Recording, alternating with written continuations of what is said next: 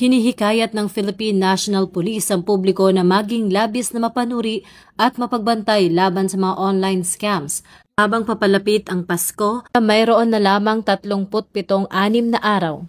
Sa pangunguna ni Acting Chief PNP Police Lieutenant General Jose Melencio C. Nartates Jr., iniulat ng PNP Anti-Cybercrime Group na umabot na sa 3,941 na kaso ng online scams ang naitala mula Enero hanggang ika-13 ng Nobyembre. Kabilang sa pinakakaraniwang modus ang online selling na mayroong 1,630 na kaso, investment, tax scams at phishing.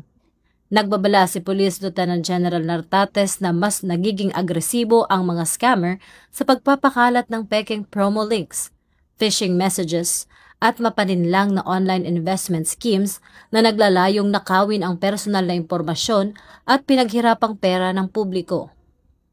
Upang maiwasan ang pagiging biktima, mahigpit na pinapayuhan ng PNP ang mga mamimili na makipag-transact lamang sa mga verified online store at mag-ingat sa mga alok na too good to be true. Bilang karagdagang proteksyon, mahalagang iwasan ang pag-click sa hindi kumpirmadong links at hindi ibabahagi ang OTP o banking details kanino man. Dapat kumpirmahin ang parcel notifications sa pamamagitan ng opisyal na courier apps at gumamit ng two-factor authentication para sa online accounts.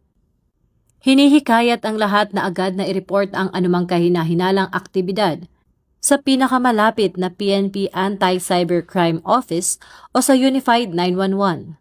Dahil ito ang bagong PNP para sa bagong Pilipinas, serbisyong mabilis, tapat at nararamdaman.